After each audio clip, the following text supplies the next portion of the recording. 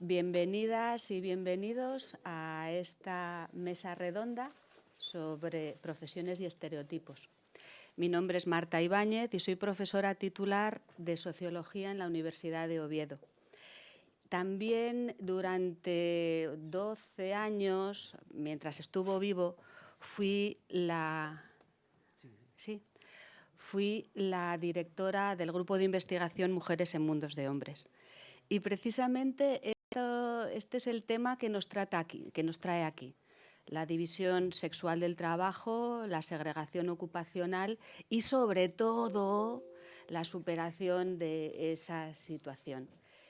Y precisamente por eso tenemos aquí a mis dos compañeras de mesa.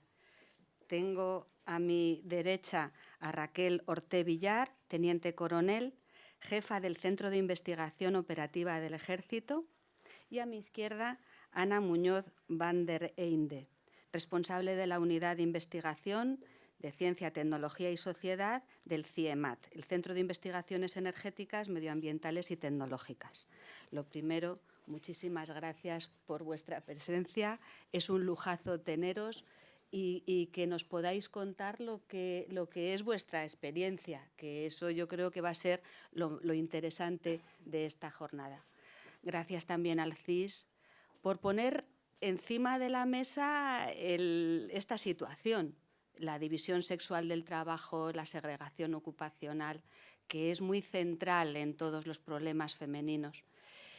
Y gracias por invitarme, porque a mí personalmente me hace muchísima ilusión poder hablar de ello. Me parece que, como decía, es un tema muy relevante. Aquí mi papel es doble. Primero, en media hora, un poco abundantes, daré una introducción. Me da un poco de pudor hacer introducciones y porque voy a ser muy generalista y a personas que ya conocen el tema, que son especialistas. Voy a hacer una introducción y, sobre todo, en la última parte voy a hablar de conceptos que la literatura especializada ha ido extrayendo, que creo que nos ayuda especialmente a pensar estas realidades. Y bueno, después ya mi papel como moderadora de mesa, que estábamos hablando aquí cómo lo podíamos hacer y nuestra idea es que primero pongan en sus datos, su situación de cada una de sus organizaciones, que nos lo pongan en situación. Y después a mí me gustaría que contaseis un poco vuestra experiencia vital en el sentido de cómo en el horizonte de posibilidades aparece pues ser militar o ser tecnóloga. No, investigadora. Investigadora. Cómo aparece, porque no es algo que cuando les preguntas a las niñas suele aparecer.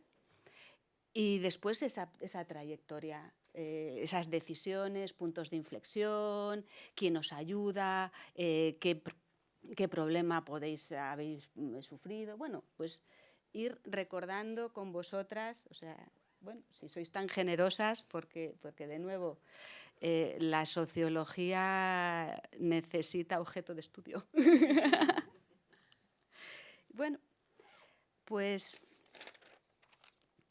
la primera pregunta yo creo que en este foro nos la conocemos. ¿Por qué es importante? A estas alturas, el 48% de la población ocupada son mujeres, con datos del censo del 2021. Desde el 2001 al 2021, siempre con datos del censo, hay 2 millones de mujeres más en el mercado de trabajo. Hay 800.000 hombres menos. La visión que hay en la calle y que se tiene en general, y que esta mañana nos la reflejaba en la encuesta del CIS, cuando se hablaba del cambio de los últimos 10 años, es que se ha adelantado muchísimo. Y en muchas ocasiones, y especialmente los jóvenes, entienden que la igualdad está muy próxima, que se habla demasiado de la desigualdad de género, está como cambiándose un poco las tornas. Bien, hay una falsa idea, o sea, quiero decir, las mujeres han entrado en el mercado de trabajo, sí, pero después está en qué condiciones. La importancia del tiempo parcial y lo que nos ocupa aquí, la segregación ocupacional, la división sexual del trabajo. La mitad de los hombres están trabajando en ocupaciones que hay un 10% de mujeres. La mitad de los hombres tienen de media una entre 10 compañeros.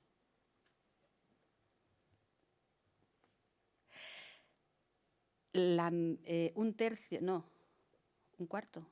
cuarto por ciento de las mujeres se concentran en 10 ocupaciones. Un cuarto. Dejadme leerlas, porque empleados domésticos, auxiliares de enfermería, maestros y educadores de enseñanza infantil, cuidadores de niños, trabajadores de los cuidados personales, profesionales de enfermería y partería, personal de limpieza de oficinas, hoteles y otros establecimientos similares, peluqueros y especialistas en tratamiento de estética, bienestar y afines, cajeros y taquilleros, excepto bancos, sociólogos, historiadores, psicólogos y otras profesiones en ciencias sociales. Quería leerlo por lo de sociólogos, porque al fin y al cabo yo cuando empecé a estudiar sociología me creía muy original, pero lo del género seguramente pesó, que yo, pues obviamente no fui consciente. ¿Esta concentración es grave? Yo diría que sí, en principio, porque estamos hablando de que se reduce el abanico de posibilidades. Tú no tienes en tu horizonte de elección que pueda ser militar. Después está el problema de la ineficiencia de los mercados de trabajo. Se dijo esta mañana y, como anécdota, yo empecé a interesarme por estos temas cuando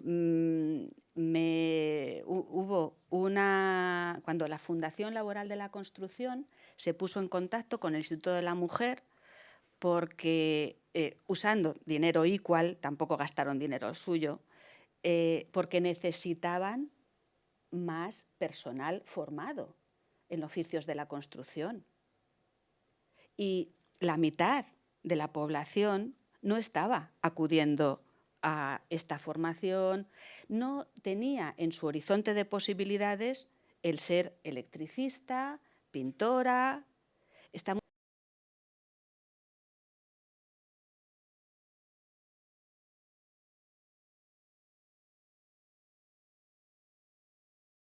femenino en Asturias muy alto.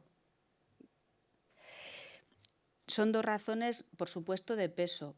A mí la que más me interesa, también porque soy muy pesetera, es la famosa brecha salarial.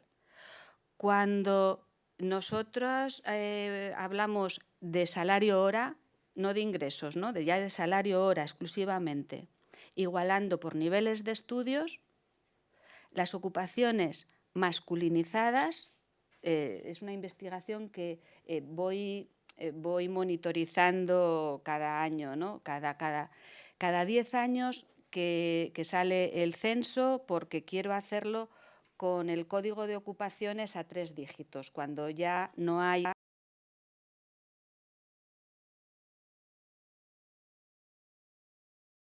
Entonces, cuando ya haces estas investigaciones con regresiones logísticas y exclusivamente viendo qué efecto tiene el que la ocupación sea masculinizada o feminizada frente a las neutras, las ocupaciones masculinizadas, ceteris paribus, resto de los factores, con todos los factores que te puedes permitir en la EPA, ganan más dinero. Las ocupaciones feminizadas ganan menos dinero. A ver, si yo le tengo que decir a una hija mía dónde te tienes que formar, bueno, está el deseo, tal, mira, te gusta, y elegí sociología porque, joder, es que me gustaba. Bien, si quieres tener éxito económico, vete a ocupaciones masculinas, masculinizadas.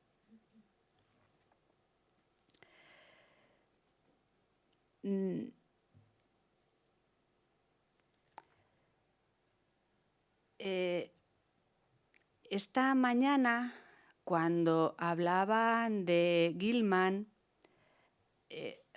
me pareció muy interesante en el sentido de cómo hablaba de la apropiación masculina de buena parte de las actividades humanas. Y en el mercado de trabajo, que se supone que es que cada vez mercantilizamos más nuestra actividad, las ocupaciones, la variedad de todas las ocupaciones la hacen los hombres. Esta concentración tiene unas repercusiones para quiénes somos que yo creo que son muy interesantes. ¿Por qué esta concentración? A lo mejor si les decimos a nuestras jóvenes, oye, que vas a ganar más dinero si te metes en cosas feminizadas, a lo mejor deciden, pero a lo mejor no, porque no las ven. ¿Por qué esta concentración? Yo no quiero simplificar demasiado, las razones son muy variadas, se interrelacionan todas. A ver, esto es sociología, que todo se mira.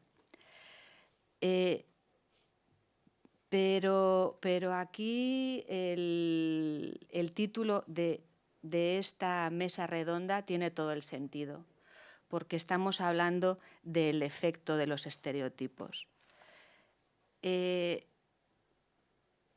Cuando hacíamos entrevistas a empresarios, siempre la razón de, oye, ¿por qué no contratas mujeres en esta ocupación? Porque no hay. Ya me gustaría que hubiese. Las mujeres no se forman para ciertos trabajos. El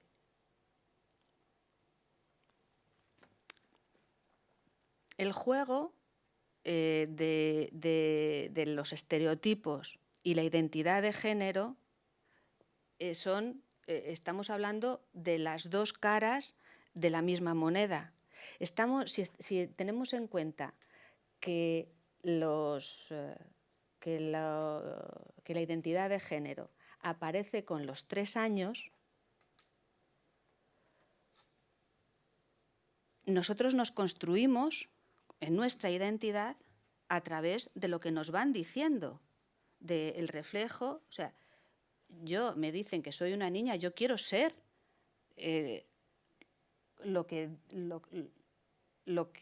o sea, quiero pertenecer a este grupo, me voy a adaptar.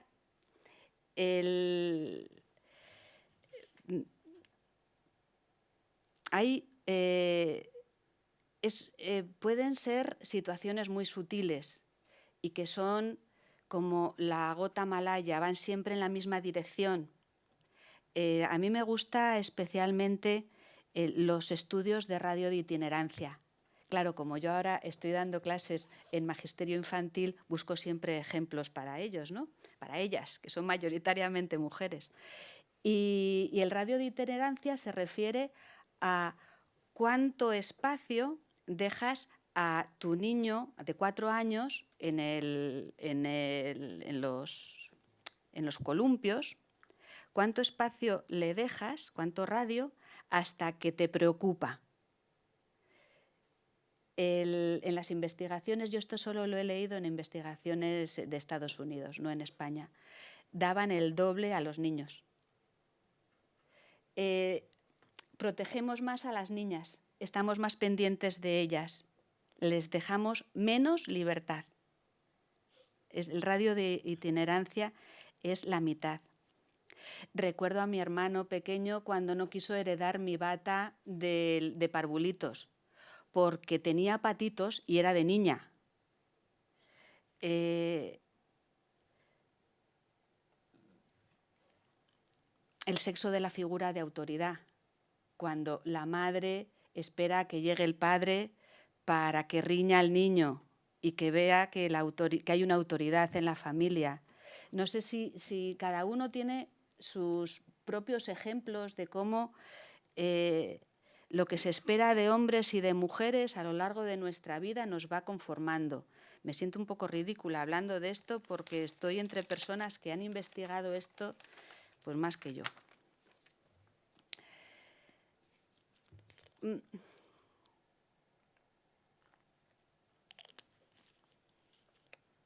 ¿Qué conclusión creo que tenemos que llegar cuando hablamos de esta idea de construcción de la identidad de género, de estereotipos, de que son caminos de especialidad, que nos vamos construyendo de una manera muy sutil y que nos vamos conformando, que vamos siendo, que se llama proceso de socialización, que no estoy, pero el concepto de trayectoria, de cómo Markov, las dependencias temporales, o sea, yo dependo de las decisiones que he ido tomando a lo largo de mi pasado. Suéltame pasado. Bien, esta idea de caminos que nos van especializando, y aquí ya nos metemos en lo que sería las decisiones laborales, tiene mucho que ver con formas de entrada a los trabajos. Tradicionalmente hablamos siempre, por simplificar, de dos: la formación reglada y después el aprendizaje informal. Pues bien, la formación reglada, el elemento de esta formación reglada es que es muy larga, que en muchos trabajos muy especializados es muy larga y que depende de la trayectoria. Lo que quiero decir, el concepto, y aquí de cuando yo decía, me gustaría sacar algunos conceptos que yo he ido aprendiendo trabajando en estos temas.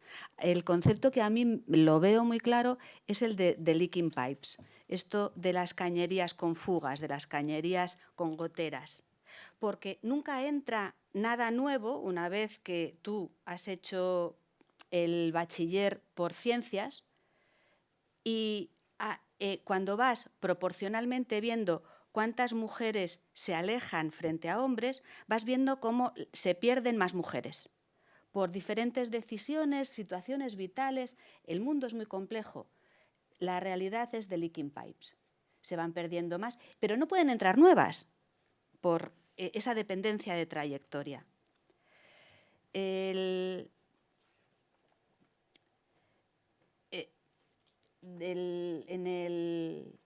el grupo de investigación de Mujeres en Mundos de Hombres, la compañera de Murcia, Ana Belén Casado, estudió las informáticas. Nos conocimos en un congreso de la FES y me dijo ella, ¡buah, las informáticas! Yo dije, las informáticas. Si la informática no está segregada y tal.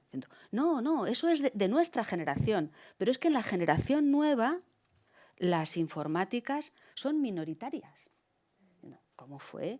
Y yo empecé a leer sobre estos temas de su mano y entonces la idea esta de que las mujeres no les gustan las matemáticas, no son buenas. El problema de las matemáticas y las mujeres. Dependencia de trayectoria. A la edad de primaria, estamos a los 7 años, 6 años, le preguntas a niños y niñas si hay asignaturas que son más de niños o más de niñas. Dicen en general, niños y niñas,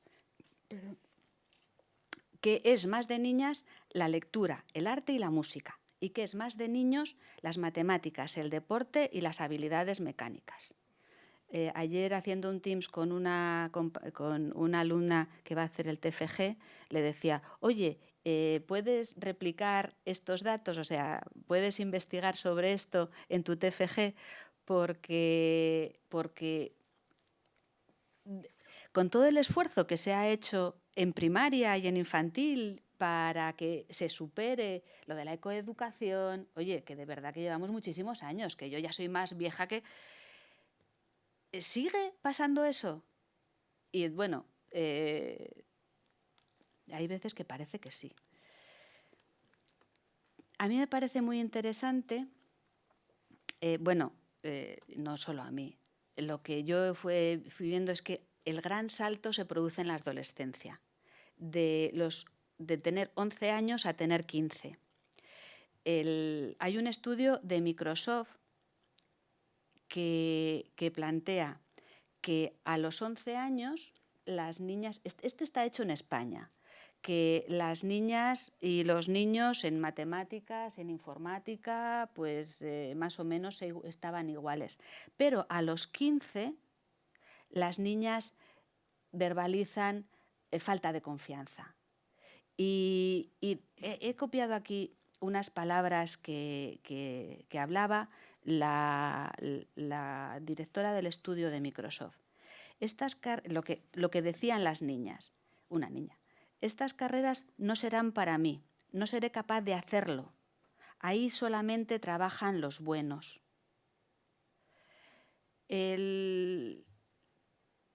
La inseguridad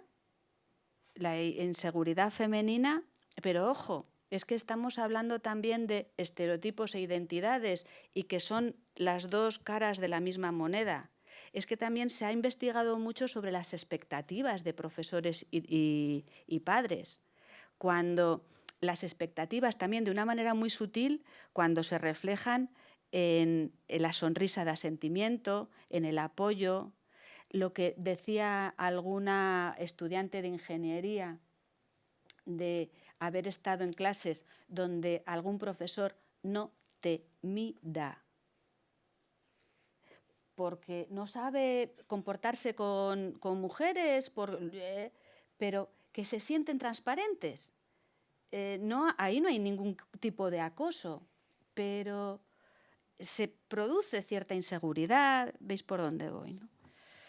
Entonces, estamos hablando de un círculo vicioso, de lo de siempre, acción-estructura, individuo-sociedad y eso, identidad de género y estereotipos. Es siempre el mismo juego, círculo vicioso, ¿por dónde lo rompes? También aquí en esto de las expectativas de profesores, que hay profesores que no están acostumbrados a trabajar con mujeres, está alguna investigación sobre los ejemplos, los temas que se trabajan en ciertos estudios, como pues, la estadística se explica con deporte, a través de los deportes, o algunas cosas de física con balística, con ejercicios del ejército, o sea, que pueden ser temas, maneras de acercarse a algo abstracto más próximo a las inquietudes masculinas que femeninas. Bueno, de manera que estas mujeres se van sintiendo un poco solas, se van sintiendo un poco menos apoyadas. Leaking pipes, cañerías con fugas. Oye, yo valgo un potosí, aquí no veo yo que tenga futuro, me voy a estudiar económicas. O me voy alejando de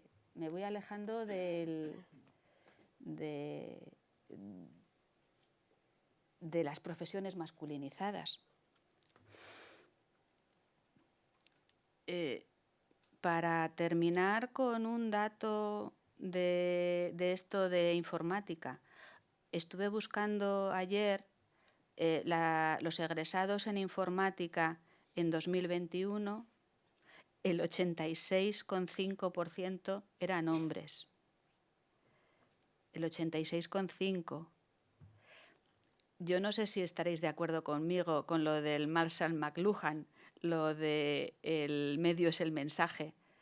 Están escribiendo código los hombres, están diseñando nuestra manera de pensar, porque lo están haciendo los hombres. Coño, que cuando yo empecé era muy femenino, porque como era de ofimática, era de teclear, y ahora el friki, la imagen de la informática, cómo va cambiando. Y eso lo ha visto nuestra generación. Bien, estaba entonces el acceso por formación, y ahí estaría el concepto de Leaking Pipe, y está también el acceso, o sea, la formación a partir del aprendizaje informal. Ahí en el grupo yo me dediqué a los oficios de la construcción y a las mecánicas, también María del Mar Vidal se dedicó a las mecánicas, que bueno, fue muy difícil conseguir mujeres. Pero yo el mes pasado me leí, el grupo de la FES de Género me pasó una tesis sobre instrumentistas de jazz, mujeres en el mundo del jazz, para un premio que tienen de tesis doctorales, una tesis muy interesante. Y en esta tesis y también en mi investigación aparecía el concepto de homosociabilidad. ¿A qué me estoy refiriendo? A que en el aprendizaje informal lo que buscas es lo que buscas, no sé si lo buscas, se produce en contextos de confianza, donde tú vas a dar tu formación, tu información a alguien por el que te preocupas, que pertenece a los tuyos. La homosociabilidad viene de eso. Lo que quiero decir, por ejemplo, el jazz. Y entonces, el jazz, la base es la improvisación. Pero ¿tú con quién improvisas? ¿Improvisas solas? No, improvisas con el grupo, improvisas en la jam session. Te tienen que invitar, te tienen que mirar, te tienen que buscar para hacer la música y después te vas a tomar cañas para charlar sobre el asunto. En fin, que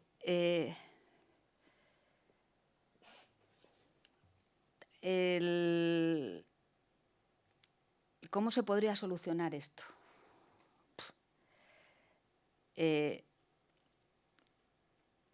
Esta idea de que se postulan pocas mujeres. Está la idea de la imagen social de la profesión, y entonces es tanto que se ha hablado de cambiar la imagen social. En el ejército se ha hablado mucho de cambiar la imagen social. Está la formalización del proceso de aprendizaje. La tesis esta que estaba hablando del jazz comparaba músicas en Estados Unidos frente a músicas en España. Y en Estados Unidos es formación reglada, de manera que las jam sessions de alguna manera están en la formación, ya están en otro nivel. Son opciones. A mí también me gusta, que se habla muy poco de ello y porque cada vez estamos más formalizados, los puentes entre formación. porque, por poner un ejemplo que es cercano para mí, cuando terminábamos la carrera, empezaban los 90,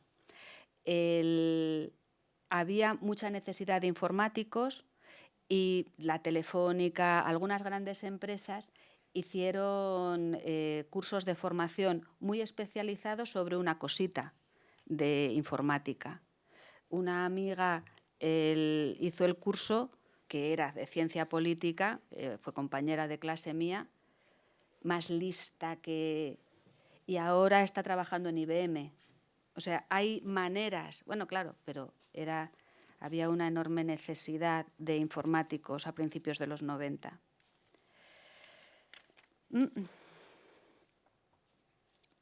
Bueno, pues tras la formación, la siguiente frontera es el acceso. El contrato.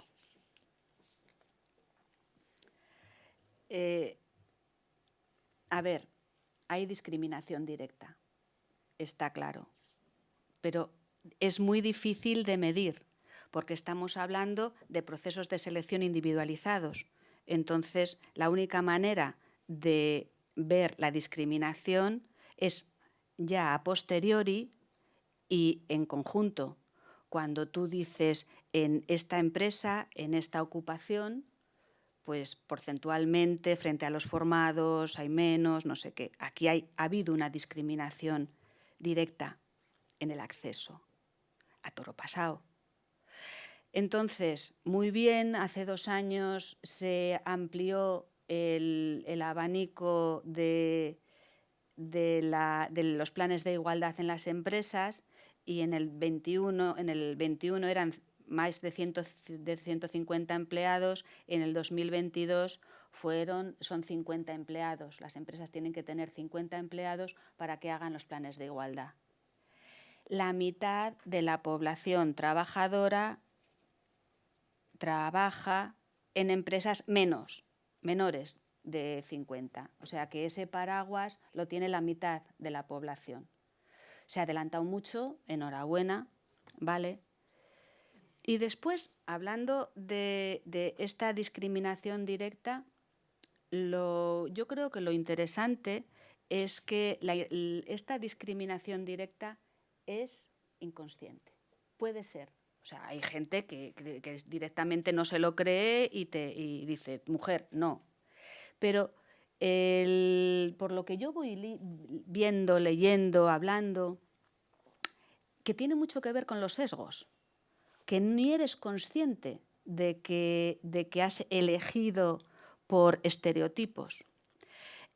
¿Os acordáis cuando empezó a ponerse la cortina para seleccionar en las orquestas sinfónicas? Y hoy, ¿qué cosas de la vida? Aumentó el número de mujeres que contrataban. Coño, yo estoy segura de que ese director de orquesta quiere a los mejores a su lado. Pero ves a una mujer y tu oreja parece que dice, ¿virtuosi? ¿Virtuosi?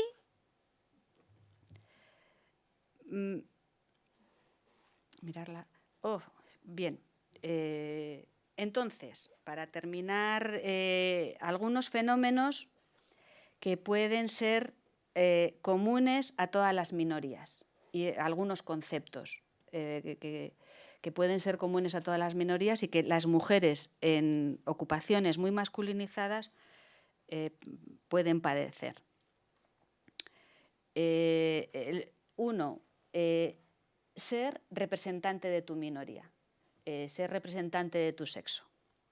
Yo creo que nos entendemos todos, pero yo tengo una anécdota. Yo tenía mi hermana Raquel, que cuando llegamos a Madrid a estudiar, conoció a un palestino que acababa de llegar y entonces cuando yo conocí al palestino le dije, coño, comes la tortilla como Raquel.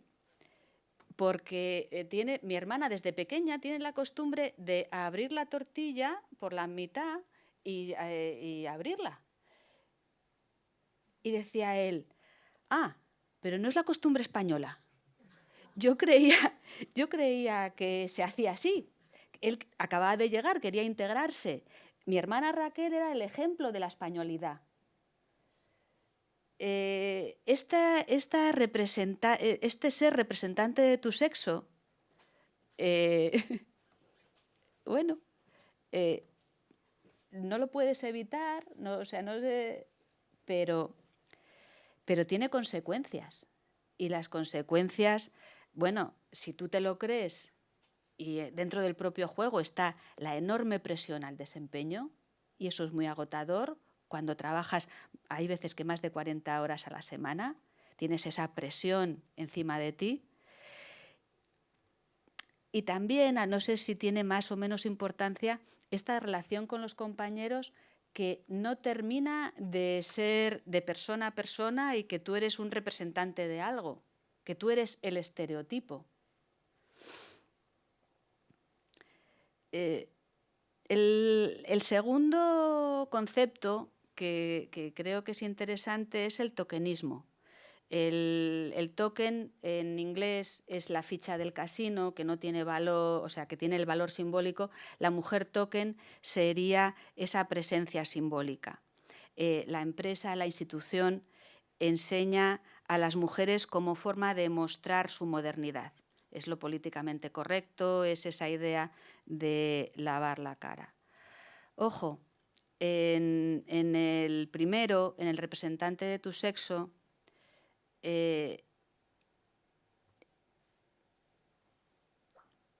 refiere a que tú eres representante de tu sexo en las relaciones con tus compañeros. Es una cosa horizontal y entonces que tú te lo puedes creer. Tú entonces representas y te tratan de esa manera. En el tokenismo es la imagen que quiere dar la empresa. Es la utilización de una imagen pública. No, o sea, lo que quiero decir es que dudo que las mujeres a las que colocan de token se crean que están, o sea, se crean ningún papel. Y claro, el tokenismo también lo que puede suponer es el cansancio, de nuevo. Cuando nosotros estábamos trabajando con estos temas, nos cogía pues el Instituto de la Mujer de Asturias, tal, oye, haced una mesa donde tal, o las mejoras de... Y muchas de nuestras entrevistadas decían, hijo, que no soy representante de nada, que no vengo aquí. Es ese cansancio que puede conllevar. El tercer concepto que yo creo que fuimos aprendiendo en nuestro camino fue el efecto demostración, como su propio nombre indica, ¿no? Lo de tener que demostrar constantemente. Lo de la cartilla de la mili de valor se le supone. Bien, pues a las mujeres en ocupaciones muy masculinizadas no se le supone ni el conocimiento, ni las habilidades, ni las actitudes adecuadas para desempeñar. Y ahí estamos con esta lucha, con esta idea del estereotipo.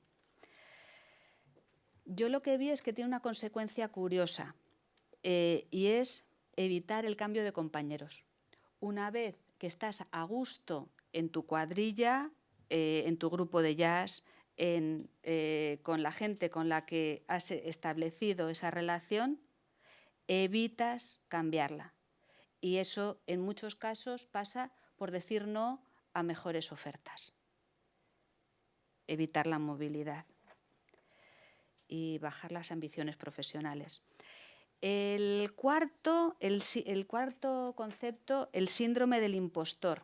A mí es muy psicológico y yo no sé si me gusta.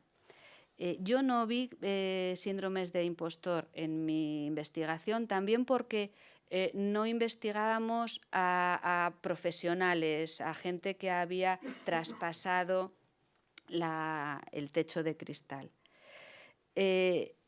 Nos estamos refiriendo a la inseguridad sobre las propias habilidades. En mujeres, también en todas las personas, pero más en mujeres exitosas que sienten que no se merecen la posición alcanzada. Bueno, claro, tanto el efecto demostración como el síndrome del impostor hablan de inseguridad, de desconfianza, pero son cosas muy distintas, porque el efecto de demostración es una inseguridad de los demás hacia ti. Ojo, con este juego de cómo me construyo yo a partir de cómo me ven los demás, tanto me dicen que esa desconfianza que a lo mejor me termina empapando. Pero estamos, bueno, entonces que a lo mejor termina siendo síndrome del impostor, ¿no? De haberlo, bueno, no sé. Y por último, el efecto fractal, yo le he puesto ese nombre, no sé si se lo he copiado a alguien, entonces no sé si tengo que dar referencias, si nunca no he escrito, no he publicado nada sobre eso, pero sí lo vi cuando investigué la Policía Nacional, que lo llamo así, lo que quiero decir es la división sexual del trabajo se mantiene en los espacios más pequeños. Vas reduciendo las organizaciones, los espacios, lo tal, y la división sexual del trabajo se va, si se puede, se va manteniendo. Quiero decir, en la policía las mujeres trabajaban, o sea, al final, cuando ya llevaban 15, 20 años trabajando, lo hacían en oficina y no en patrulla. Y las razones no tenían nada que ver con que no les gustase la patrulla, tal. Tenían que ver con el horario. O sea, eran otras razones. Pero bueno, al final terminaban verbalizando y diciendo, pues esto está muy bien de horario y lo tengo todo mucho más ordenado que como estaba antes, porque esto está mucho más organizado, somos más eficientes. Veían la parte positiva. Bueno, en resumen, madre, que me he extendido más de lo que quería. Estereotipos que nos influyen, los leaking pipes, estas cañerías goteantes que van estrechando opciones, la homosociabilidad general, que la tenemos todos, porque a todos nos gusta estar con gente próxima, donde te puedes relajar y decir todas las chorradas que... la discriminación directa, que tiene... hoy por hoy yo creo que tiene un elemento de sesgo de inconsciente muy grande. El ser representante de tu sexo, el efecto demostración y el síndrome del impostor, el tokenismo, el efecto fractal, son siempre situaciones, fenómenos que nos llevan a mayor rotación. A mayor rotación de las mujeres, es decir, hay investigaciones, no me acuerdo ahora del nombre de una profesora de la Carlos III, buenísima, que habla de cómo en los trabajos masculinizados, las mujeres duran menos tiempo, se marchan, las expulsan. Los trabajos masculinizados expulsan a las mujeres. Y yo creo que las razones son muy variadas, pero que tiene que ver con mucho de esto. Que tiene que ver con el cansancio de la situación. Bueno, pues eso. Antes de dar la palabra a mis compañeras de mesa, una puntualización. Me he quedado con esto del tokenismo, una puntualización con esto del tokenismo. El tokenismo es la institución para lavar la cara, pero nosotros estamos aquí para escucharos a vosotras y para aprender y para ver cómo lo hicisteis y lo que nos podáis ayudar. Y gracias de nuevo por estar aquí.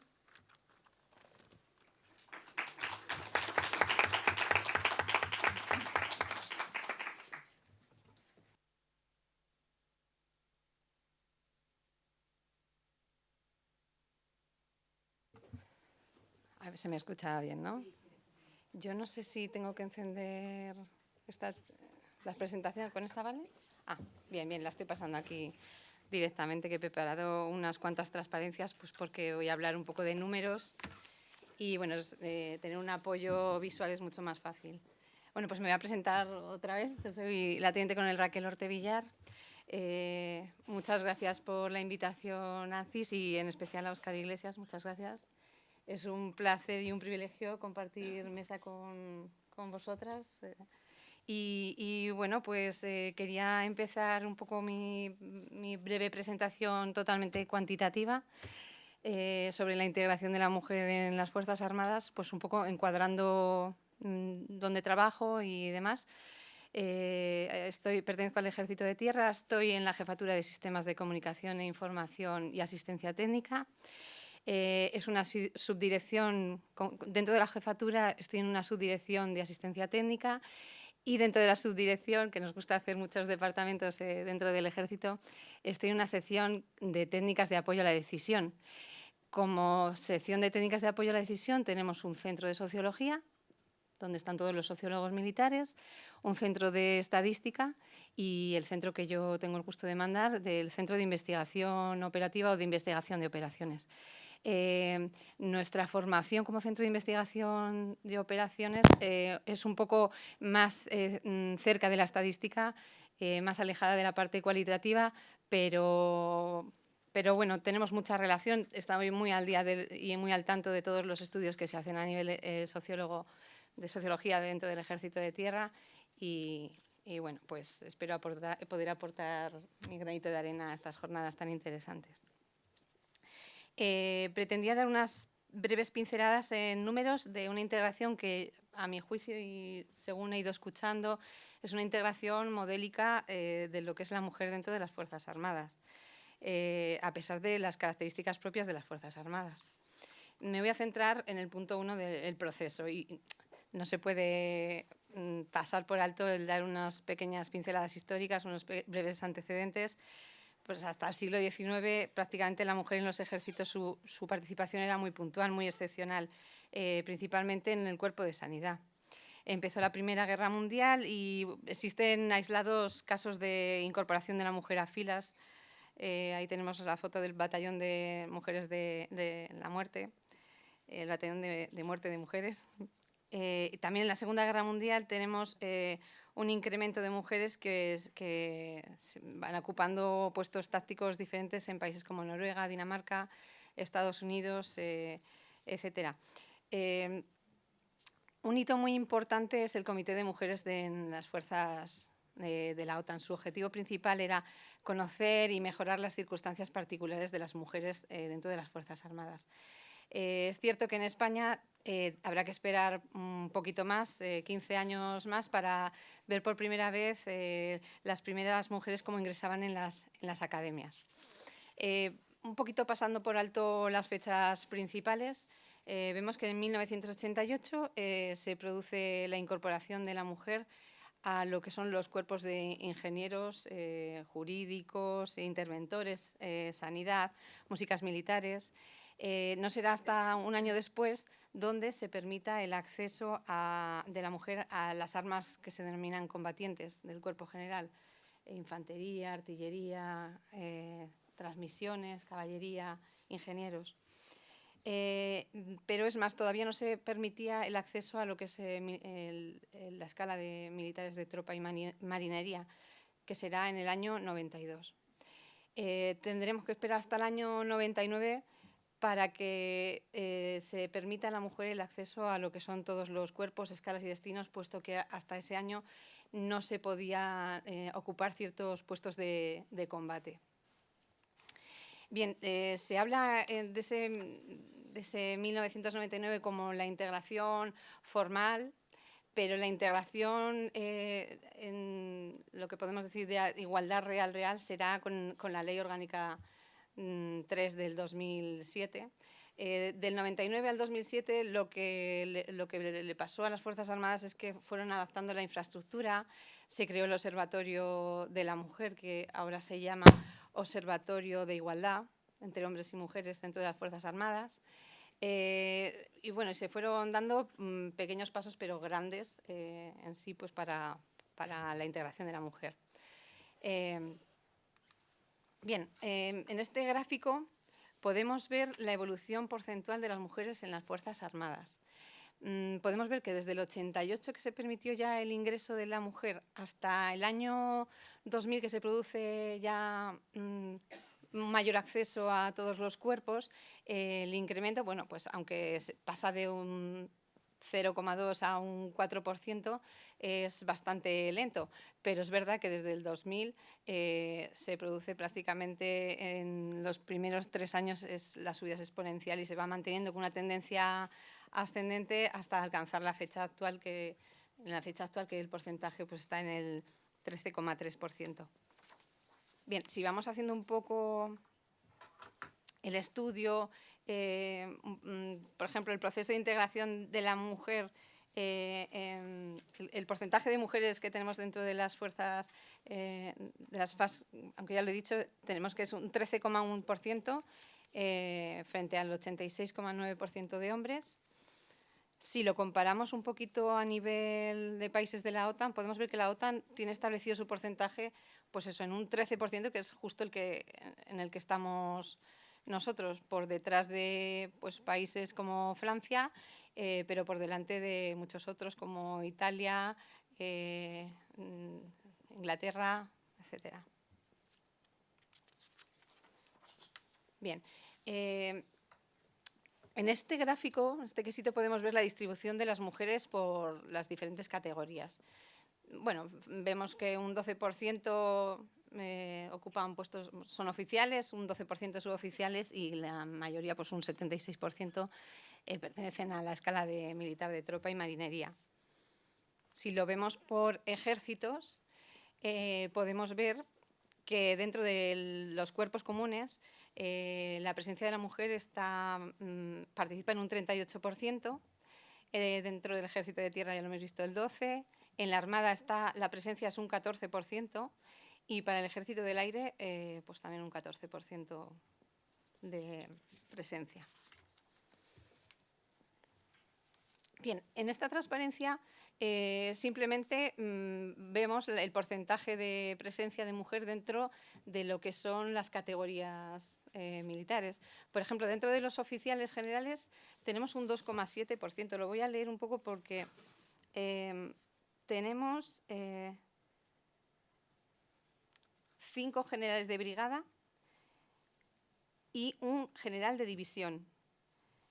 En cuanto a oficiales, el porcentaje es de un 11,9%.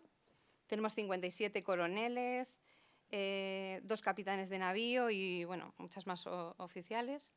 Pero vamos, que es significativo que ya tengamos 57 coroneles ya dentro del ejército. Y, bueno, pues en suboficiales solamente hay un 7% y un 15,2% en lo que es la escala de tropa. Bien, es verdad que hay destinos catalogados como destinos de especial operatividad. En la presencia de la mujer es del 11,2% del total de efectivos, que es un dato, la verdad, muy, muy importante. Y bueno, pues eso, en cuanto a las mujeres que actualmente tenemos desplegadas, si tenemos unos 3.000 militares desplegados en el extranjero, pues un 8% suele ser personal femenino. Y si bien vemos que en la OTAN la media ronda un 7%, o sea que tenemos una presencia ligeramente superior. Bueno, y esto pues porque lo tengo que poner porque es una de las cosas más importantes que ha cambiado mucho en los últimos años y son las medidas de conciliación dentro de las Fuerzas Armadas, donde se han revisado tanto las jornadas como los horarios. Gozamos de flexibilidad, se puede gozar, tanto hombre como mujeres, de flexibilidad horaria, licencias, vacaciones, permisos, todo muy reglado y muy bien organizado. Y bueno, también está todo, es que en el ejército está todo muy, muy reglado y muy, muy claro, la verdad. Bueno, y por concluir un poco, creo que es un modelo de integración consolidado que ha sido hemos ido quizá un poco más tarde que otros países de la OTAN, pero ha sido como más rápido que en otros países. Y bueno, pues esto es lo que quería contar un poco en números y ya me espero a la siguiente parte un poco, ¿no? Para contar nuestra experiencia, ¿verdad? Sí, sí. Le cedo la palabra a mi compañera. Gracias.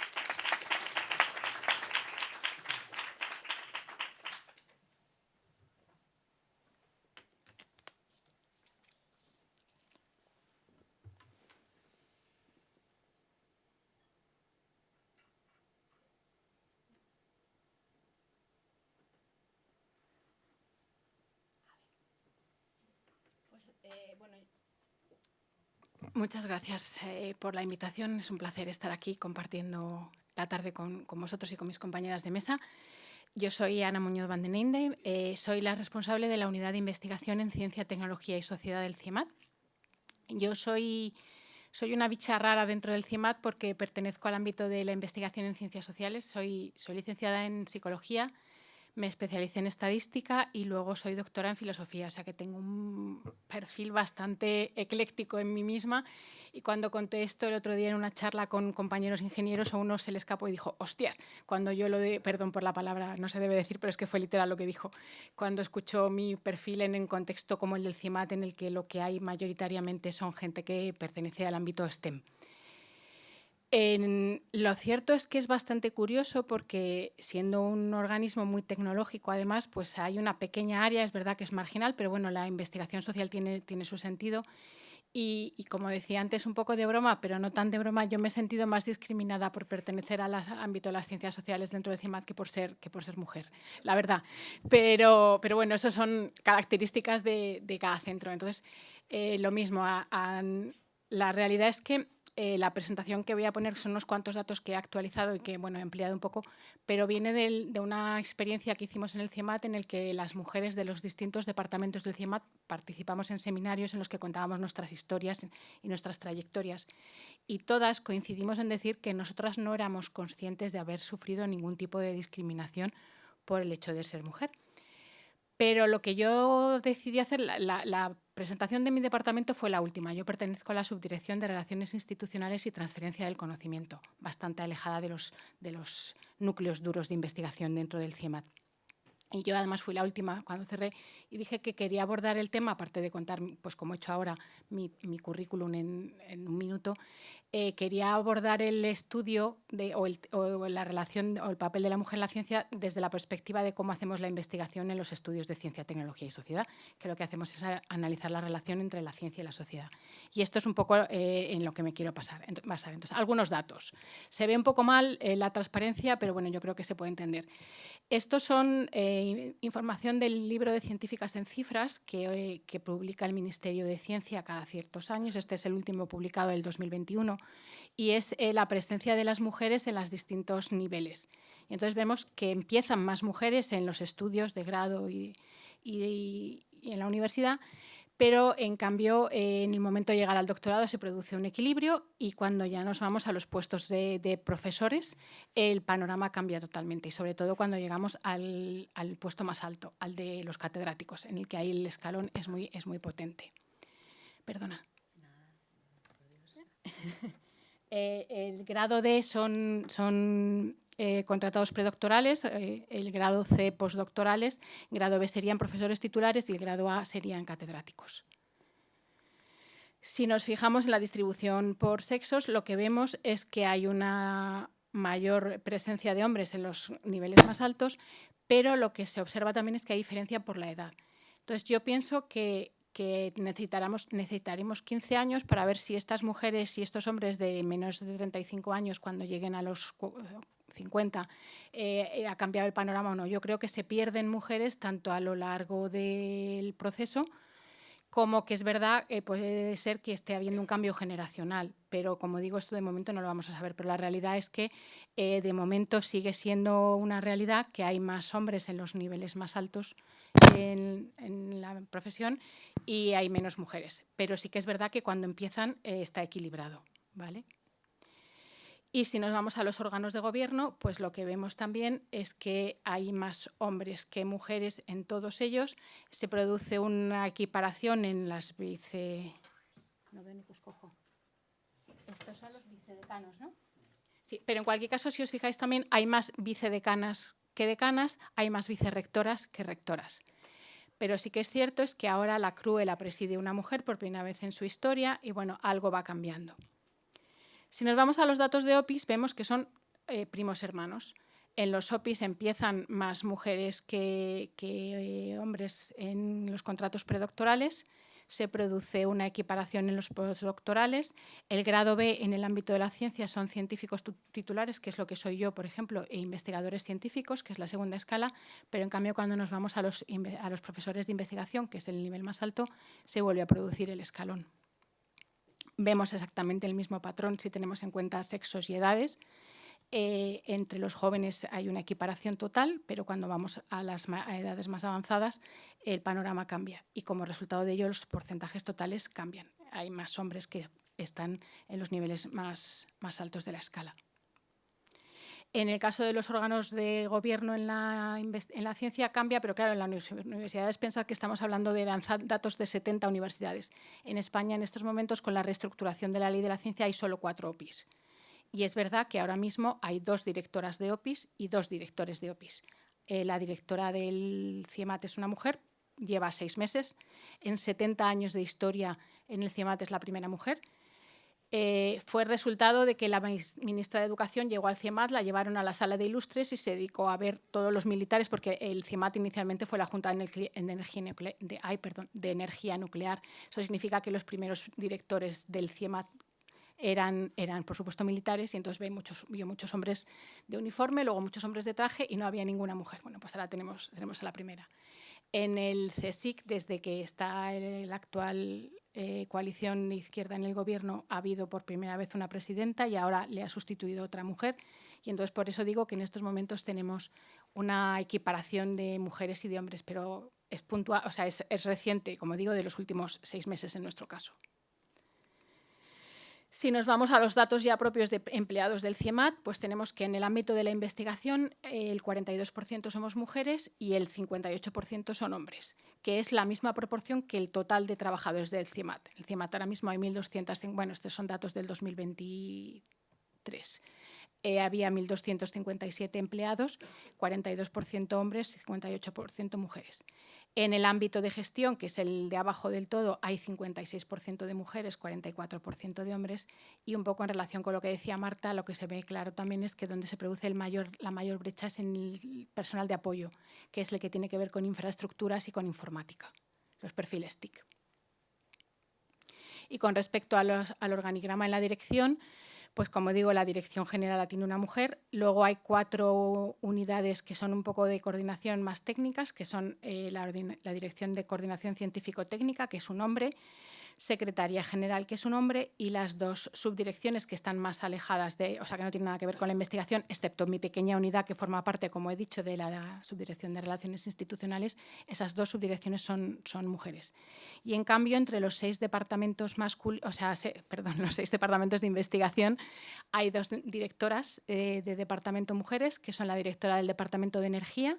Esto es también bastante nuevo. El Departamento de Energía ha estado tradicionalmente dirigido por hombres hasta hace 5 años, que tuvimos a la primera mujer, que también cuando lo dejó fue sustituida por otra mujer. En cambio, el Departamento de Medio Ambiente lleva teniendo dirección femenina desde hace más de 20 años. Los otros 4 departamentos de investigación, los más técnicos, donde están la mayor parte de los hombres también trabajando, están dirigidos por hombres.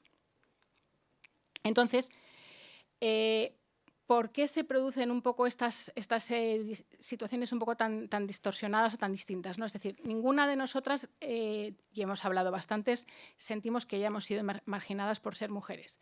La realidad es que las mujeres empiezan, pero se van cayendo por el camino. Entonces, algo está pasando. Bueno, pues esto es un poco lo que quería enfocar desde la perspectiva de la investigación que hacemos nosotros. Entonces, la realidad es que, evidentemente, la desigualdad existe. ¿Y por qué existe? ¿Y cómo se ha visto? Pues hay estudios publicados, presento 3.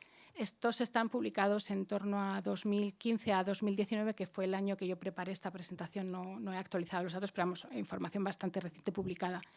Este es un estudio que se hizo en Estados Unidos en un organismo de investigación relacionado con el ámbito de la salud, y lo que vieron es que los proyectos de investigación en los que la IP era una mujer se evaluaban peor que los proyectos de investigación en los que el IP, el investigador principal, era un hombre. Este es otro que se hizo también creo que en 2012, en el que se vio, esto fue un experimento real, esto no es un estudio de ver qué cifras ocurren, esto se generó un experimento en el que se creó un perfil de currículum que se presentó para valorar como candidatos a incorporar a un puesto de trabajo en distintas universidades en Estados Unidos. El currículum era exactamente el mismo, en la mitad de los casos se presentaba el currículum como representado con el nombre de un hombre y en la otra mitad con el nombre de una mujer. Y lo que se vio es que el currículum de la mujer se evaluaba peor que el currículum del hombre, siendo exactamente iguales. Lo más triste probablemente de todo esto es que vieron que ocurría también cuando la evaluadora era mujer. Es decir, las propias mujeres evaluaban peor el currículum de una persona que era una mujer. Y luego el otro siguiente trabajo es uno que se puede explicar por muchos factores, pero lo que vieron es que cuando se les presentaba a los investigadores más hombres evidencia de que se producían sesgos en la evaluación de los trabajos y de los currículum y de los proyectos liderados por mujeres, no querían reconocer el hecho de que se cometían sesgos.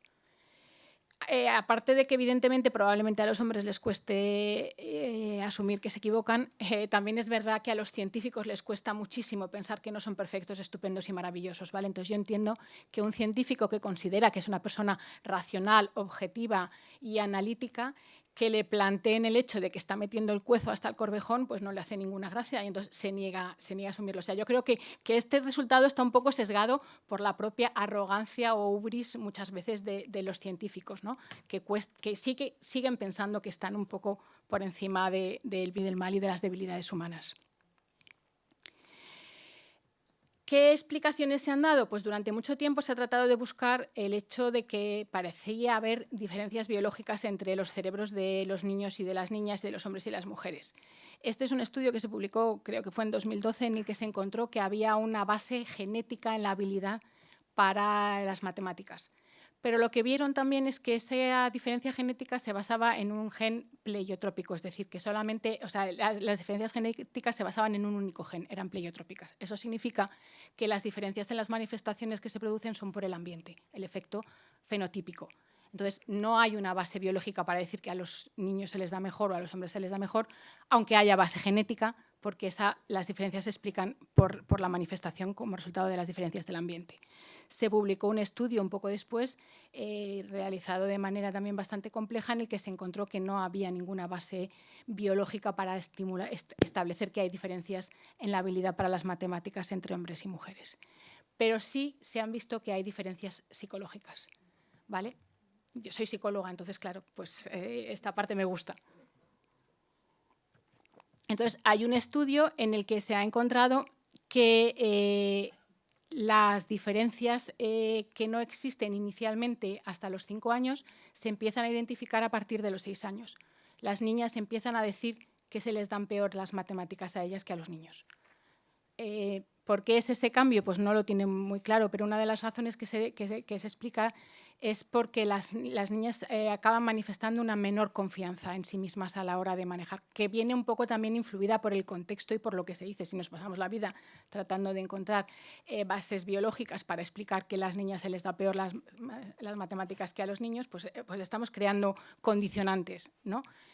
Y luego, pues, otro estudio lo que dice es que en realidad no es que los hombres sean mejores, sino que piensan que son mejores. Lo que sean es estupendos vendiéndose a sí mismos como expertos matemáticos, ¿vale? Las mujeres, en cambio, tendemos siempre a pensar que no somos lo suficientemente buenas. O sea, no es ni siquiera, ya digo, que ellos se piensen o que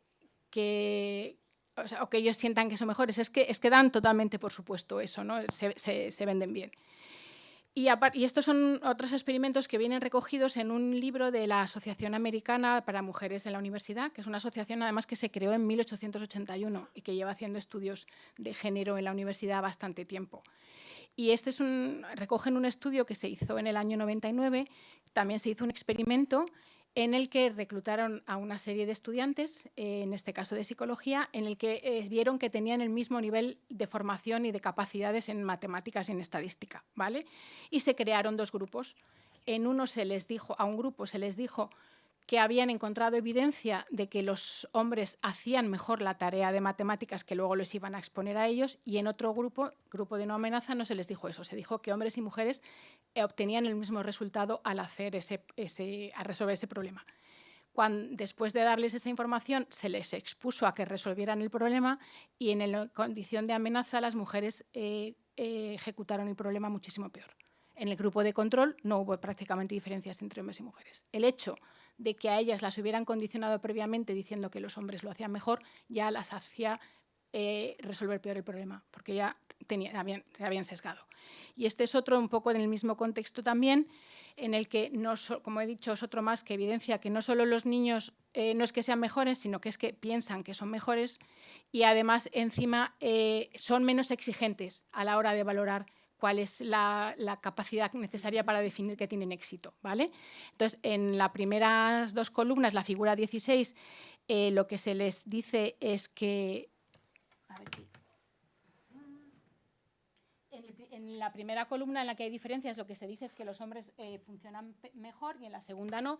Y lo que se les dice en este caso no es que resuelvan el problema, sino que se les pregunta qué opinan, si son capaces o no de resolverlo. Entonces, hay diferencias porque las mujeres, una vez que les han dicho eso, piensan que no son capaces. Pero la segunda columna también es especialmente interesante, porque ahí se les pregunta ¿qué puntuación crees que deberías haber sacado en esta prueba para poder definir que tienes éxito y que eres bueno? El nivel de exigencia de las mujeres era más alto. Es la diferencia en la columna B, que se ve un poco más alta, ¿vale? Entonces, los hombres tienen un nivel de exigencia, o consideran que se les puede definir como expertos, con un nivel más bajo de habilidad que las mujeres. También hay diferencias sociales. Este es un proyecto que además yo creo que tiene un poco que ver con las cosas que está contando Marta. Es un proyecto que se hizo en el King's College, financiado con dinero de la Comisión Europea, cuando todavía creo que al final Reino Unido no le han echado de la Unión Europea, pero bueno, en esta época todavía estaban, no se habían ido, fue antes del Brexit. Y entonces hicieron un estudio, una investigación en colegios en Reino Unido, y lo que encontraron es que había 3 elementos fundamentales para explicar por qué las niñas acababan seleccionando menos las carreras STEM. Una de ellas es el capital de ciencia. Es en algo en el que yo me siento plenamente representada. Lo que dice es que cuando los niños y niñas forman parte de familias en las que tienen personas de relevancia que han estado en contacto con la ciencia, es más probable que se dediquen a ello. Si alguien me pregunta a mí por qué yo he acabado aquí, pues puedo decir que probablemente porque en mi casa mi padre es investigador, mi hermano también, y mi madre a medias. Entonces, pues en mi caso el capital de ciencia es una realidad. Cuando nosotros hemos utilizado esta variable para estudiar un poco cómo puede influir, nos hemos encontrado que es complicado porque la mayor parte de la población, no solo en España, sino que también se ha medido a nivel europeo, no tiene capital de ciencia. Como máximo tienen una persona, una figura dedicada a ello, y no sé si ocurre en el 20% de la población. Entonces, como variable no nos permite explicar nada porque es que es una variable que no varía. Entonces, claro, no podemos, pero vamos, estamos trabajando en ella en las investigaciones que nosotros estamos haciendo para ver qué posible influencia hay, porque ya digo, me interesa porque yo en mi caso me identifico mucho con ella. La segunda elemento que afecta tanto a niños como a niñas es el hecho de la imagen del científico como un cerebrito, que condiciona negativamente el que la gente se sienta identificada con esa figura y que piense dedicarse a ello. Pero lo que han visto es que el sesgo generado por la figura del cerebrito es mucho más potente en el caso de las niñas. No se identifican para nada con la imagen del cerebrito, y eso es especialmente patente en las niñas que son más femeninas, las que iban más vestidas con falditas, que representan, pues que les gusta más jugar con las muñecas. Vieron en ese estudio que esas niñas no había prácticamente ninguna que considerara que la ciencia fuera algo bueno para ellas, o a lo que se pudieran dedicar. Y luego, pues un poco también en línea de lo que ha estado contando Marta, el papel de los profesores. Este es un estudio que es este sí que es muy antiguo, que se hizo en psicología, en el que se creó artificialmente un grupo de alumnos privilegiados.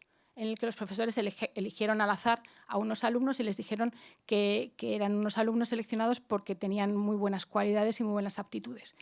Se dedicaron a trabajar con ellos y lo que vieron es que al cabo del tiempo las diferencias en el cociente intelectual de esos alumnos eran significativamente mayores que las de los otros niños, por el simple hecho de haberse visto seleccionados y haber dicho que eran buenos.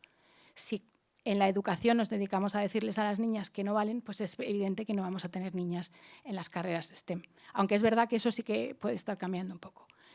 Y el problema, como siempre, está, que es lo que va de lleno con lo que estamos hablando, los estereotipos.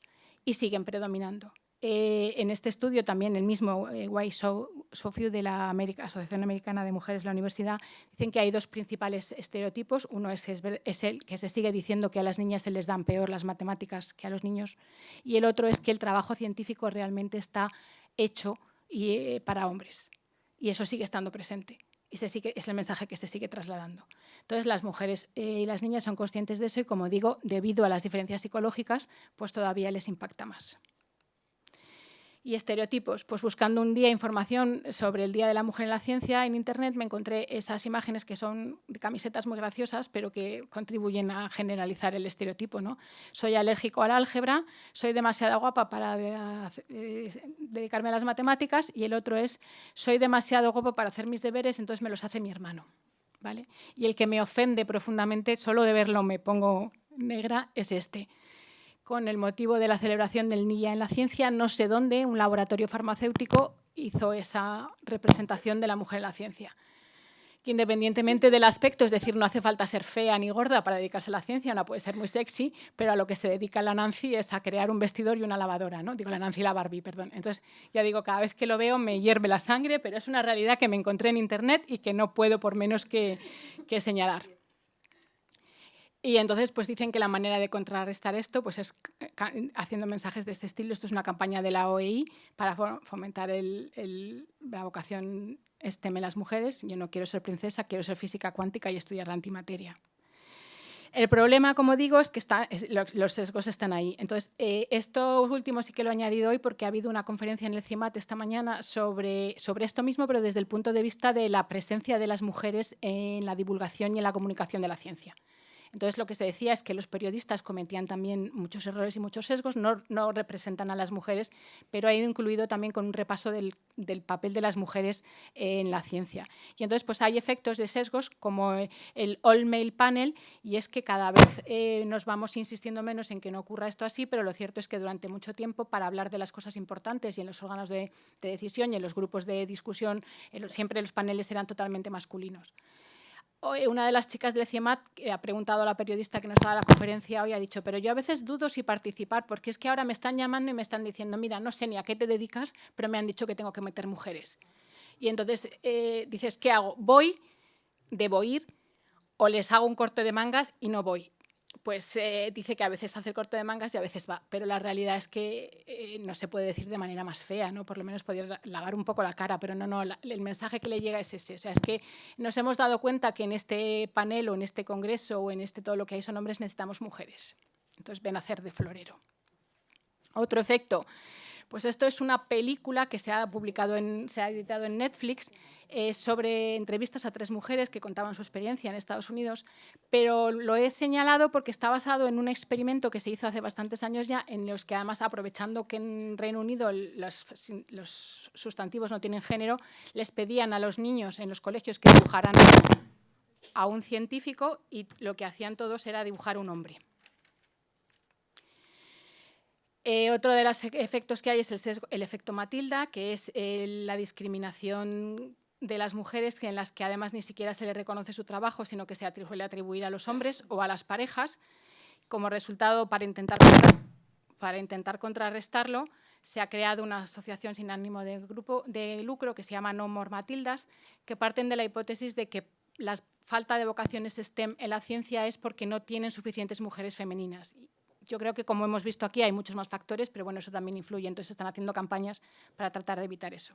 El problema, y con esto ya acabo, es que todos estos sesgos son especialmente difíciles de cambiar porque, como ya he explicado antes, los científicos no quieren reconocer que se equivocan y los sufren. Pero además todos, los seres humanos, tenemos una imagen de nosotros mucho más idealizada de la que tenemos de los demás. No somos conscientes de nuestros sesgos, entre otras cosas porque ser conscientes de nuestros sesgos significaría tener una mala imagen de nosotros mismos. Y entonces es muy difícil cambiarlos porque son implícitos, son subconscientes. Ay, quería dejarlo ahí. Muchas gracias.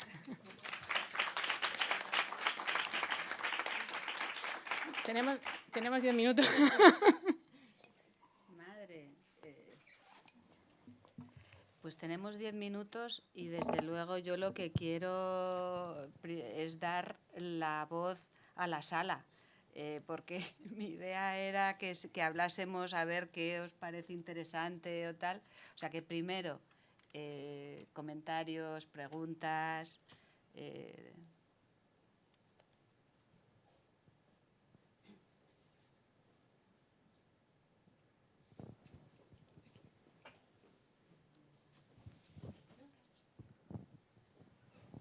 Bueno, pues gracias a las ponentes por la intervención. Nada, me ha resultado muy estimulante las intervenciones y quería compartir un poco la experiencia que tenemos las que llevamos años estudiando las desigualdades en la universidad, que entiendo es un escenario parecido al del CIEMAT, y es que desde que empezamos a hacer los primeros diagnósticos para medir la desigualdad dentro de las universidades y se produjeron los primeros datos, cuando hacíamos el ejercicio de compartir los datos en los órganos de gobierno, en general, en los claustros, departamentos, pues nos encontramos el escenario que tú has descrito, y es que los investigadores, hombres y mujeres, empezaban por negar la máxima, y es, aquí no pasa eso. ¿De dónde han salido estos datos? Incluso los datos eran no creídos, ¿eh? Y eran datos. Pero incluso algunos compañeros llegaron a decir, pero el SPS, aquí hay un error. Bueno, pues el error no sé quién lo ha hecho, porque... O sea, hay una negación de la realidad de la desigualdad dentro de la universidad que remite seguramente a nosotros somos neutros, meritocráticos y puros, y no hacemos estas cosas que pasa fuera de la universidad, que es esta sociedad que sí que tiene esos problemas, pero aquí no están. Y también yo creo que tiene que ver con la falta de compromiso con el problema de la desigualdad. Entonces, las universidades generan un tipo de científico / científica que tiene una manera de estar en la organización que pasa por no reconocer el problema y por no comprometerse con la solución, ¿no? Entonces, claro, esto nos compromete, ¿no? Nos invita a ver cuál es la mejor manera para abordar esta desigualdad, porque hay una negación del hecho y, por lo tanto, hay una resistencia al cambio y hay una reproducción de la desigualdad de diferentes maneras, ¿no? Entonces, no sé si... yo me imagino que cuando las militares, igual también les pasa, ¿no? La idea de, bueno, aquí no nos han discriminado, ¿no? Nosotras no nos ha pasado, porque la formalidad de las organizaciones también dificulta que reconozcamos las dinámicas o los procesos que hay detrás de la formalidad de los procedimientos. Entonces, bueno, no sé si habéis encontrado algún mecanismo que invite a las organizaciones a revisarse de una manera más clara para comprometerse con las políticas de igualdad. Gracias. Bueno, yo en lo que respecta a mi experiencia dentro del Ejército de Tierra, todo es que no me canso de decirlo, todo está muy reglado. Desde el acceso es en mi caso fue un concurso oposición completamente transparente. El ingreso en la academia durante mis 5 años eran notas objetivas, no había subjetividad, y en la parte que podría haber más subjetividad, que puede ser tus notas de campo o pues la verdad es que no percibí nada diferente al resto de mis compañeros. Salí de la academia, estuve mandando una sección de guerra electrónica, táctica, mandaba 30 soldados, masculinos y femeninos. De verdad que no tuve ningún problema de insubordinación por ser mando femenino.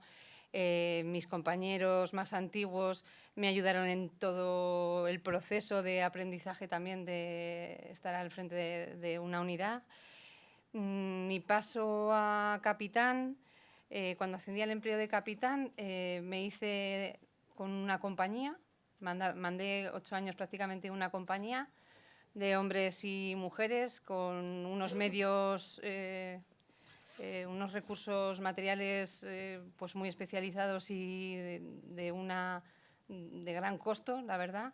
Me dedicaba a las transmisiones tácticas, medidas y contramedidas electrónicas de helicópteros, comunicaciones tierra-aire. Tenía una gran responsabilidad. Siempre, de verdad que no tuve ningún tema de insubordinación por ser mujer. Después hice una vez que acabas el empleo de capitán, pasas un poco la trayectoria que se nos marca es un poco inspeccionar, experimentar otros campos. Yo me di a la parte de la estadística, hice el diploma militar de estadística, hice el diploma militar de investigación operativa, hice máster en técnicas de apoyo a la decisión. O sea, me especialicé mucho en este área que pues, la verdad que me empezaba a llamar mucho la atención. Y bueno, pues actualmente estoy en un centro donde tengo una mujer más. Somos en realidad 6 analistas, tengo una mujer y bueno, es que no tenemos ningún problema, de verdad, no puedo decir nada. No sé si esperaban otra cosa, pero no, lo siento.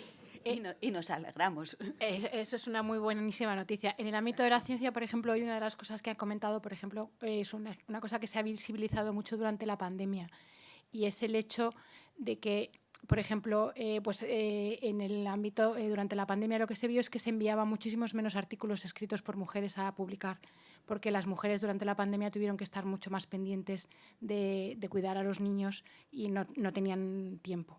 Entonces, han hablado también de una entrevista a Margarita Salas, que además parece que generó cierto revuelo, porque Margarita Salas era una mujer que fue importante como científica, pero además en una época bastante antigua. Y entonces ella había adaptado totalmente el modelo masculino. Y entonces decía, es que para dedicarse a la ciencia tienes que trabajar 24 horas de lunes a domingo, ¿no? Y lo cierto es que eso les resulta más fácil hacerlo a los hombres que a las mujeres. Entonces, no hay una discriminación en el sentido de que nadie te bloquee, aparte de que sí que es verdad que la hay, como he puesto en los datos, pero sí que es cierto que los roles que debemos asumir en la sociedad pues muchas veces hacen que a las mujeres les resulte más difícil dedicarse o prosperar en un contexto competitivo como puede ser en el ámbito de la ciencia, sobre todo porque puedes investigar muy bien, pero bueno, pues no puedes luego a lo mejor tener tanta facilidad para trasladarlo a un artículo. Entonces, ahí son elementos que condicionan. Yo querría hacer una puntualidad en lo que son barreras y acceso de mujeres a ocupaciones y tal. Lo que nosotras pudimos ver a lo largo de los años que investigamos esto es que hay muchísima diferencia según organización y ocupación. Lo que quiero decir es que yo creo que el Ejército se parece un poco a la investigación que hicimos sobre la Policía Nacional, en el sentido de que el gran problema es la imagen social, el que se postulen menos niñas. Y después lo que nosotros vimos en la Policía Nacional es que las situaciones de acceso y carrera eran muy favorables, porque como el 98% de los policías, hombres y mujeres, están sindicados, los sindicatos policías son muy fuertes y todos tienen un aspecto de conciliación. Entonces, las medidas dentro de la Policía Nacional que ayudan pues con los hijos o tal, son muy progresistas. Y la manera de hacer vacaciones y estas pequeñas cosas que nosotros vimos, por ejemplo, que en los oficios de la construcción matan la vida familiar, los horarios, los sitios donde vas, dedicarse a montajes. Es que haces montajes y estás 2 horas de carretera. Ese tipo de circunstancias eran muy distintas. Y ahí yo animaría también a mi hija a que fuese policía o del ejército en ese sentido. Después ya...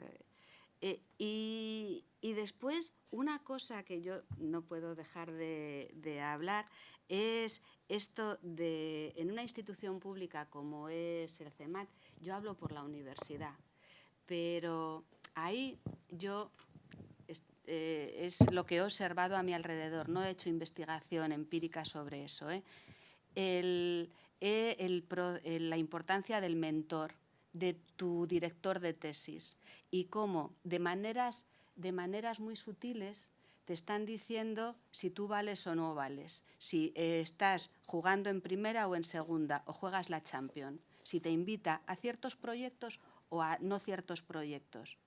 ¿Veis por dónde? O sea, que la manera parece muy abierta, pero después hay una homosociabilidad que tiene mucho que ver pues con el sexo también, pero con la complicidad entre junior y senior, que es muy perverso a veces, necesario, porque el trabajo de aprendizaje de investigación es muy emocional. ¿Veis por dónde voy, no? Que cada organización tiene sus barreras, sus elementos interesantes, que para hablar de esto tenemos que ir a lo mediano, que cada barrio es un mundo. La siguiente pregunta. Vaya.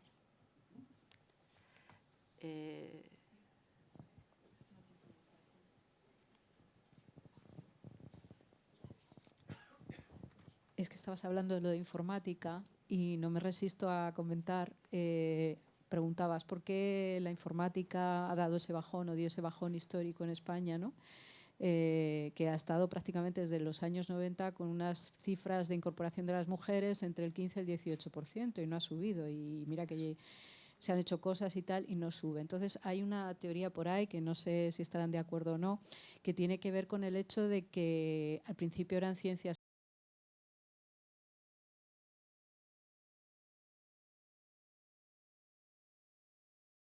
pasó a la Politécnica, es decir, pasó a ser entendida como una ingeniería. Lo hablaba Ana muy bien, ¿no? Como las autoatribuciones de las mujeres y toda la estereotipia va un poco de que lo ingenieril es masculino y que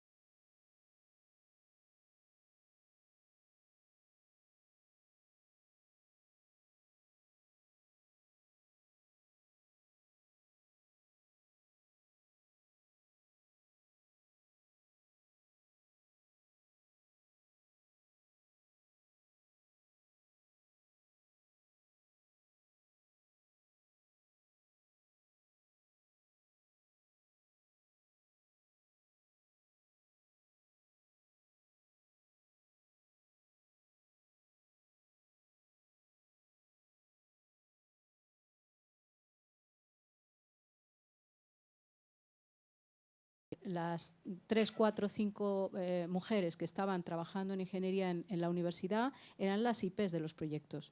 Eran las POPER, ¿no? Allí eran las que después conseguían los fondos.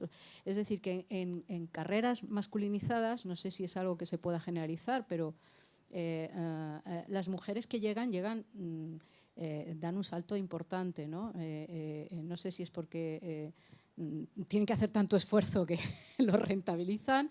Hay un proceso de selección natural. Quería preguntarles un poco, claro. Proceso de selección natural probablemente. La que llega ya es muy fuerte es y, muy top, sí. Sí, y entonces al final pues sobrevive y sobrevive bien, pero en el camino se quedan muchas. Sí. Y después otro dato que cuando comparas cuánto ganan las ingenieras respecto a las no ingenieras, ganan más, pero las ingenieras respecto a los ingenieros ganan menos. O sea, que también las que llegan y sobrepasan al techo de cristal bien, pero después hay 1000 circunstancias. Pero en el sector público se gana lo mismo. No, en el sector público. Pero el sector público, a ver, que estamos aquí muy en el sector público, pero es un 20% de la vida. Claro, sí, El sí, sector pero lo que me público. refiero es que en las empresas sí, claro.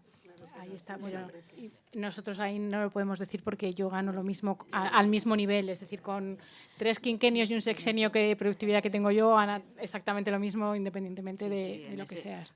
Y si las mujeres estamos en lo público, tiene mucho que ver con eso, con esa seguridad que te da, ¿no? Lo que pasa es Yo que creo. es mucho más difícil si publicas menos artículos porque tienes que dedicar a otras cosas que llegues a tener los 6 sexenios que tienen los hombres, que son los que cobran muchísimo. O sea que al final la diferencia también está de algún modo. Sí, pero claro, por eso, que ellos no se hacen cargo, entonces tienen más tiempo entonces pueden llegar más fácilmente a tener 6 sexenios, ¿no? Yo no sé cuántos, pero desde luego, por ejemplo, en el CIEMAT, 636. en el CIEMAT, como el proceso de equiparación de escalas científicas se está produciendo ahora, mientras que en el CSIC lleva mucho tiempo, hay muy poquitas profesoras de investigación. Es verdad que hay muchos hombres que se lo merecen también en comparación con lo que tendrían si hubieran estado en el CSIC, pero la realidad es que creo que tenemos 3 profesoras de investigación, muy poquitas. Y en cambio pues sigue habiendo menos de los que debería, pero hay bastantes más hombres que son profesores de investigación. No sé si hay alguna otra palabra. Él hablaba antes, decía, oye, que esto es un espacio feminista y entonces terminamos a las 6, porque hay que hacer otras cosas. Entonces, a ver, que este tema no se agota, aquí no lo íbamos a agotar, y que es apasionante y que es una siguiente frontera. Entonces, gracias por haber venido, porque sois las pioneras, porque ese reflejo del cambio está aquí con nosotras, y muchas gracias por vuestra presencia.